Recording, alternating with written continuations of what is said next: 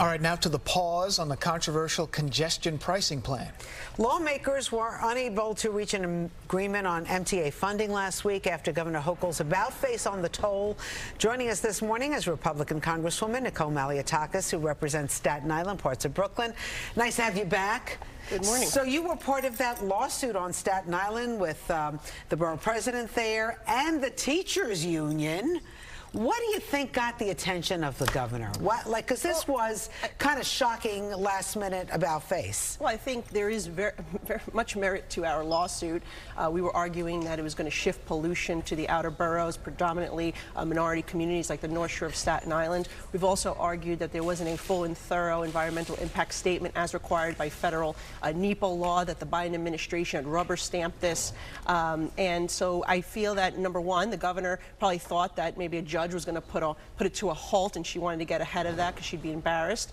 Or I also think that the political pressure that we placed on the governor, both local elected officials in Staten Island in a bipartisan way, myself, Josh Gottheimer, Mike Lawler, and others, who were not letting this go. We were going to continue to fight and look for every legal and legislative tool until we killed it. Let me ask you, we've heard every excuse about why she paused this, right?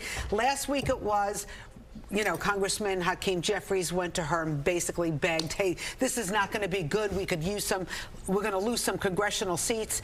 Now we're hearing from former Governor David Paterson that she told him that people told her they were afraid to ride the subway because it's unsafe. Yeah. I mean, what? And then we hear about the political pressure in Albany. Let's face it, the teachers union runs Albany, along with other unions also against this congestion pricing.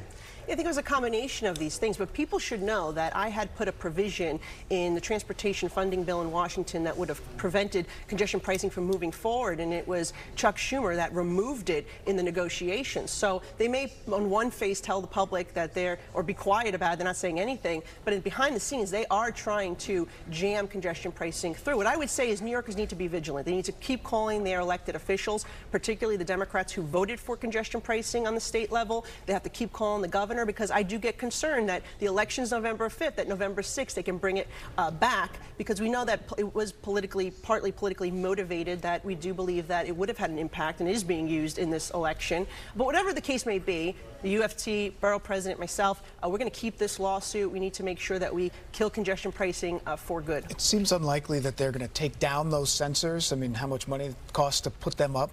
Do you see them at some point turning on the sensors maybe for a $5 instead of a $15? I mean, what do you think is going to happen next year? Well, that's exactly what we're concerned about, right? If this was truly dead, they would consider removing those sensors and probably trying to sell them to another municipality.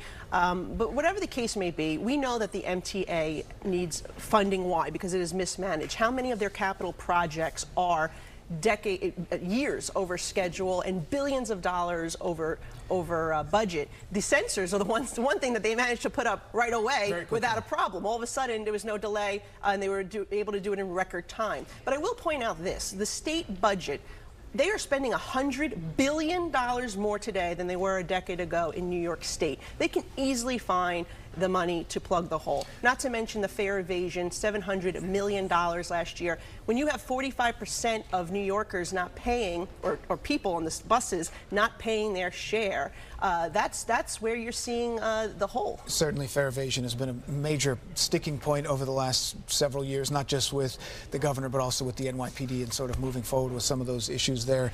And when we talk about funding, and we talk about finding money, what can you do on a federal level? Because a lot of this comes from the state, comes from the governor, comes from Albany. But what do you see as the role of the federal government in trying to move this forward and move past the next stage? Well, the federal government already pays about 1/5 of the capital plan for the MTA. And as you know, during COVID, we gave billions of dollars to keep it afloat. What happened to all that money? During that? Well, that's the question. I mean, the question really is, how much is enough? It's a black hole. No matter how much money you give them, it never seems to be enough. But I feel the state does have a responsibility to prioritize their spending. When I was in Albany, right, when I first came in 2011, it was a $125 billion budget. We're talking now about $240 billion, nearly doubled. Wow. Nearly doubled. And you're going to tell me they can't prioritize mass transit? Look what they're spending money on. The billions that they're spending money on to provide health care, legal services, laundry services, housing for illegal immigrants, including, by the way, reduced Metro cards for them. Okay, so migrants, by the way, you know, the president put in a new order to restrict access at the border. It doesn't seem like it's working. And then we had last week, I mean, what a slap in the face to New York City to have that migrant shoot 2 New York police officers. What's the latest on that? What can be done? Because we hear that guy got asylum. Well, He got asylum. I was really happy to see a bipartisan group of New York City council members, including Bob Holden of Queens, Joe Borelli, David Carr from Staten Island, come together to call for the cooperation with ICE by the NYPD. As you know, the city council stripped NYPD's ability to cooperate to deport individuals who are here committing crimes. And so they're trying to get them that authority back. That's number one.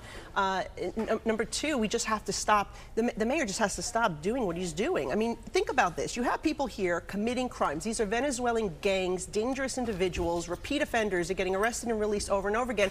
And then they're putting them in hotels that we, the taxpayers, are paying for. We're literally paying for these people to wreak havoc in our city. It is outrageous. And wouldn't it be better to use that money to fund mass transit for all New Yorkers? It would be nice. I see you also going after AOC because that shooting of the 2 police officers were in her district. Well, you can't be the queen of defunding the police and the queen of open borders, and it's been 6 days and she has said nothing about 2 police officers being shot in her district. And so I'm not going to let this go. I think the media has to hold her accountable.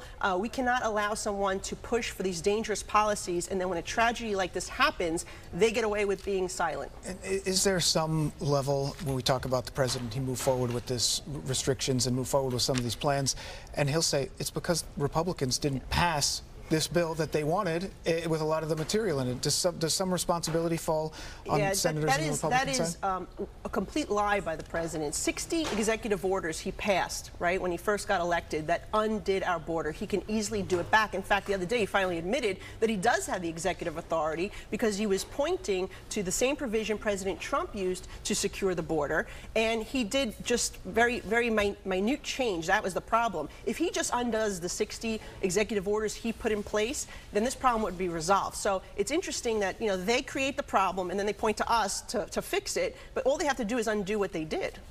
Anyway, there's a lot going on in D.C. and right here in our city.